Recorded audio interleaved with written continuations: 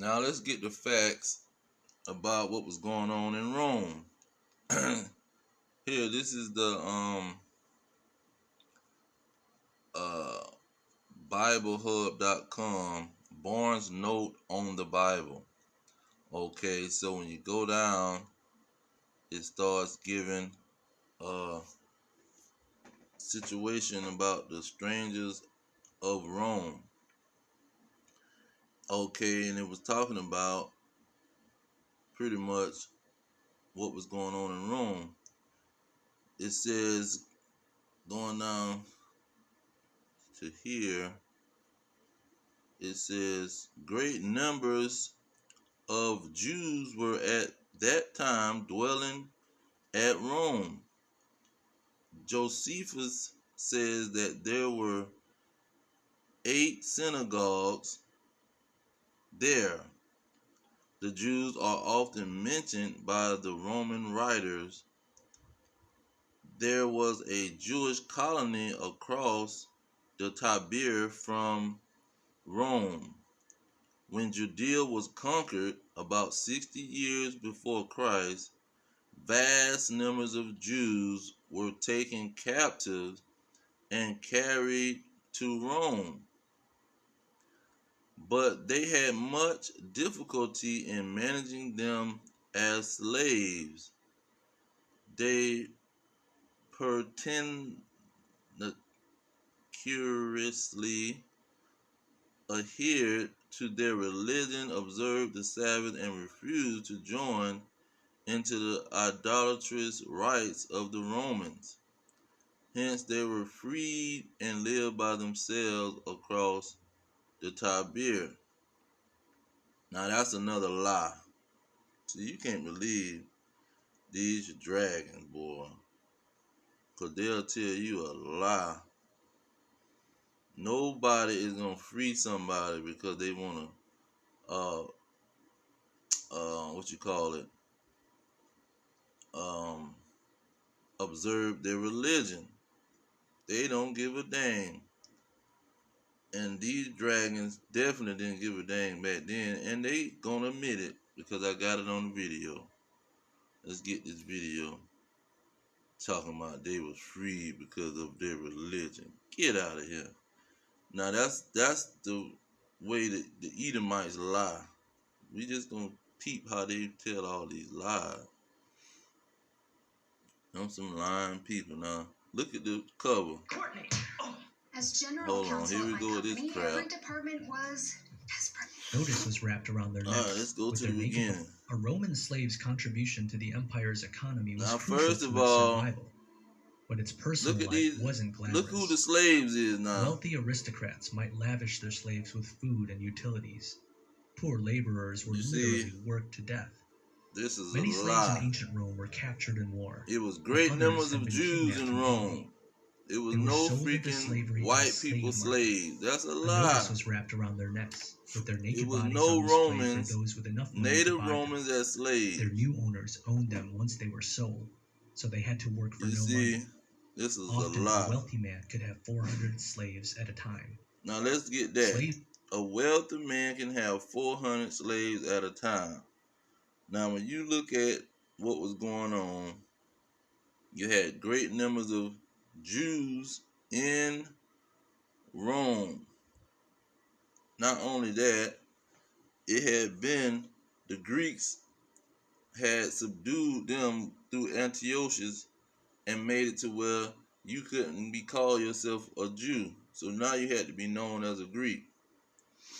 And these rich Greeks or Romans that's roaming around that place, which is, see, they confusing the whole situation by talking about a Greek and a Roman when they don't exist. It was nations like the Jews and the Israelites that was in Greece, but they was not Greeks. They was Israelites. They was Jews from the tribe of Judah, Benjamin, and Levi. See, you had them in Rome. They was Jews. They wasn't Romans. They was from the tribe of Benjamin, Judah, or Levi, and or any other kind of tribe. So these individuals was not just in small number, they was in great number. So that a wealthy man can have 400 slaves, like George Washington, one of the present day Greeks and Romans. They can have 300 to 400 slaves, a wealthy man. See? And the non-wealthy man, he was not no slave. See?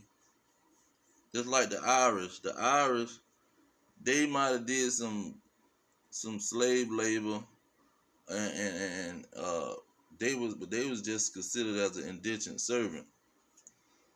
They gonna work right along with the other slaves, but they just a servant, so they not owned by nobody. They volunteered to go make some money. See, it's a difference between being a slave and being a worker. That's why the name done changed. It's a difference between being a paid servant and a non-paid servant. See, and these jokers is the same people doing the same thing. And this is to show you that, first of all, they're admitting to the slavery that was in Rome, and they're admitting that the Romans had great numbers of Israelites in their country or in their nation, and the rich people was owning them. That's what they're admitting to. But you can see the whitewashing and the lies in between. Let's get some more. May be beaten by their masters, and slaves who run away from home may be killed. It was forbidden to argue with the master. They had to do what was told, or they'd be punished. In the event that a slave murdered his master, all the slaves living in the household would be killed as well. Young boys were usually the most expensive slaves to buy, and both men and women were sold as slaves. Most slaves in the 18th and 19th centuries were well educated, mainly the Greeks. They would be used to teach their owners' children. A slave girl would brush people's hair, make dresses for rich women, and cook for them. In other slave workers' homes, they made leather or silver items, as well as pots and pans. It was the slaves in the mines who had the harshest lives in Rome. Everybody got an afro. The workers had to endure long hours of cramped, hot conditions underground. It was likewise unsafe for slaves, and accidents often resulted in their deaths. Farmers had slaves do the hardest labor, like digging and plowing on their farms. Romans sometimes used slaves as public servants. They developed roads, built buildings, and repaired aqueducts that supplied fresh water to Rome. Others worked for the city as tax collectors and clerks. Even though it would be dangerous for them and other slaves to run away, many did.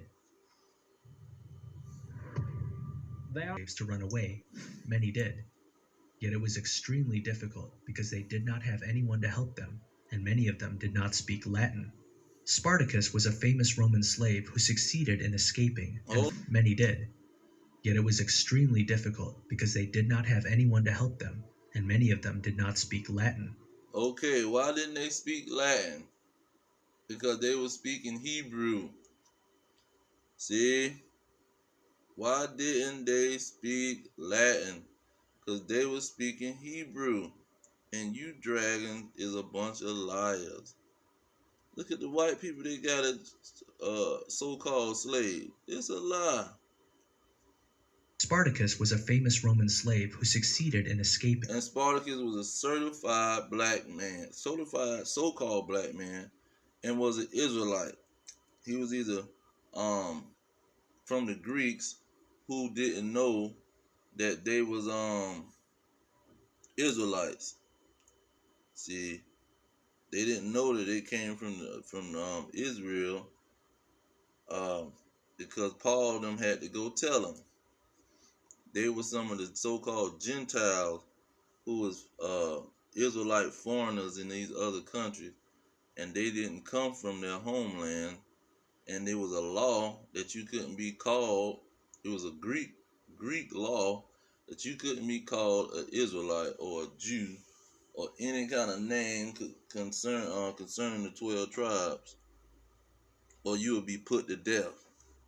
and you couldn't follow none of the Sabbaths and the laws, or you'd be put to death. That's why Spartacus didn't know who the heck he was.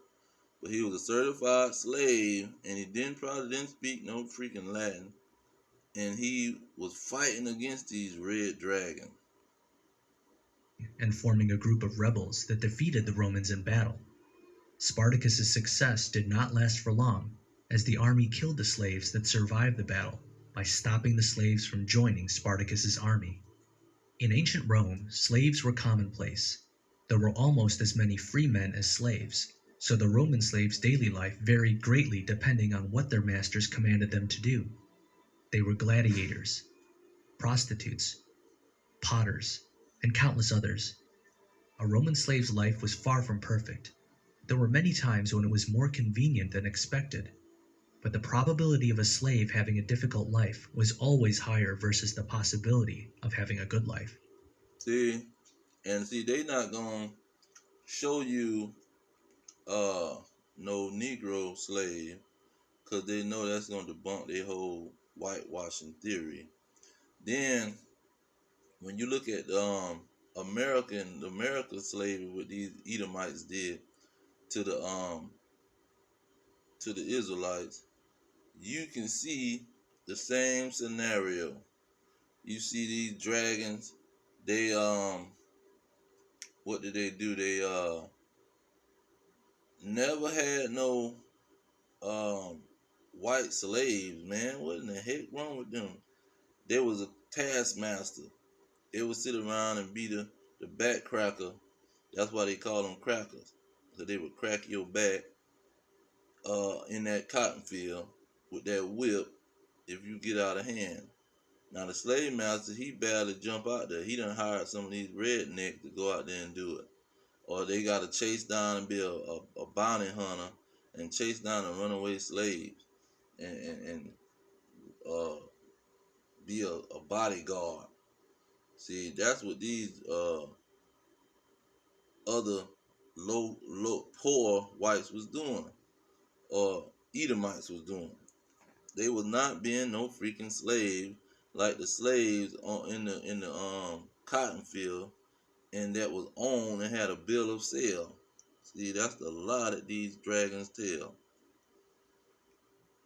To sleep, it could be in the kitchen or hallway or up in the attic. Slaves slept normally on straw covered with blankets. Obviously, young girls had to accommodate their masters' desires for sexual intimacy. Occasionally, women slaves would face hardship because they were sleeping with their mistress's husband. In Juvenal's satire on sex, a female slave named Pescas is reported to be beaten by her master because she was seen to be servicing her mistress's sexual desires. And see, that's what these pervert Edomites do. Let me now on the rights of this bootleg footage that I'm getting, cause you know how these dragons operate. Uh, this is fair use. Uh, fair use to put some criticism on this video, and to teach that these dragons will tell a lie at any time. Now I'm gonna get some scriptures. Now these Greeks and so-called Romans, they was a specific nation, and this nation was the fourth kingdom. When you look at Daniel 2 and 4, they say, "And the fourth kingdom shall be strong as iron." And see, that fourth kingdom is going to last all the way till you get to Daniel 2:44, where it say, "And in the days of these kings shall God set up a kingdom." So God going to set up a kingdom after this fourth kingdom. Well, let's see who this fourth kingdom, who is this fourth kingdom? You go to 2nd Ezra 6 and 9. It says, "For Esau is the end of the world." Esau is the fourth kingdom, and Jacob is the beginning of it that followeth. Jacob is the kingdom that the Lord is going to set up in the days of Esau kingdom. In the midst of Esau's kingdom, the Lord gonna set up Jacob's kingdom. Now look at 11. 11 and 39. It say, are not you it that remaineth of the four beasts, whom I made to reign in my world, and the end of their time might come through them? See, the end gonna come through that fourth beast. The Esau is the end of the world.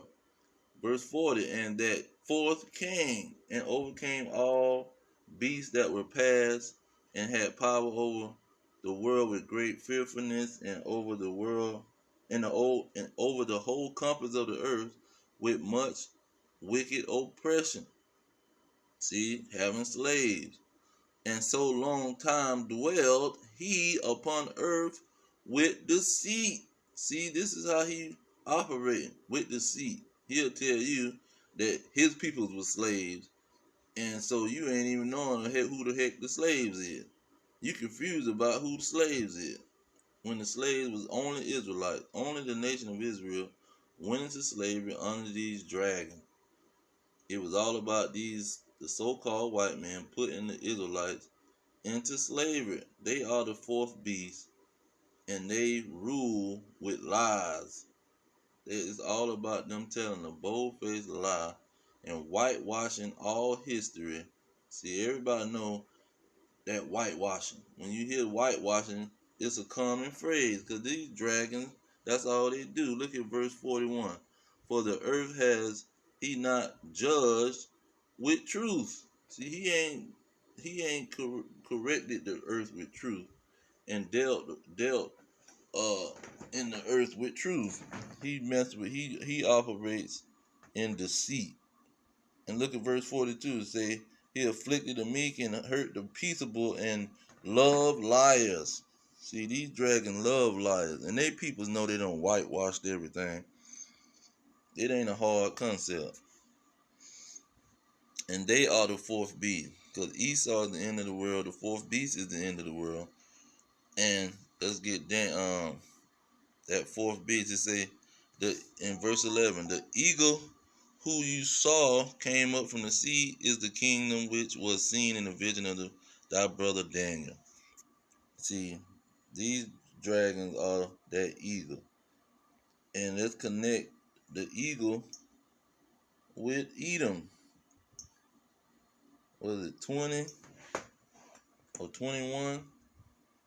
Yeah, 21. Rejoice and be glad, O daughter of Edom. But look what they said in verse 19. Our persecutors are swifter than the eagles of heaven. See, they always compared to an eagle. Look at Obadiah. That's all about the Edomites. Verse 1, it says, concerning Edom, it says, though thou exalt thyself as the eagle, though thou exalt thyself as the eagle, look who the Israelites is going to be sold to. Who is they going to be sold to? It says, the Lord shall bring, 49, the Lord shall bring a nation against thee from far from the end of the earth, as swift as the eagle flieth. See, that's exactly what Lamentation said, because this is what the nation, the daughter of Edom, was going to do. They was going to enslave the Israelites, and they was doing it in when they was calling themselves Romans. It was never a Romans. It was the Edomites living in Rome. It was never Grecians or Greeks. It was the Edomites living in Greece, who done took over Greece and turned the Greeks in turned themselves into Greeks, because they was always Edomites, and they had kings all the way back during the Egyptians. When the Israelites were slaves to the Egyptians, they had kings, and they was rich. Genesis 36 bringing out they was blessed by the Most High to have a kingdom. That's why he said he made to rule in his world. He made Esau to rule, and he made Esau that last fourth kingdom to rule. But I'm going to leave it there. All praise to Yahweh, Ba'ashem, Yahweh Shah, Ba'ashem, Kakadash, double honor to the elders pushing the truth, peace to the elect worldwide. Our kingdom is at hand. Shalom.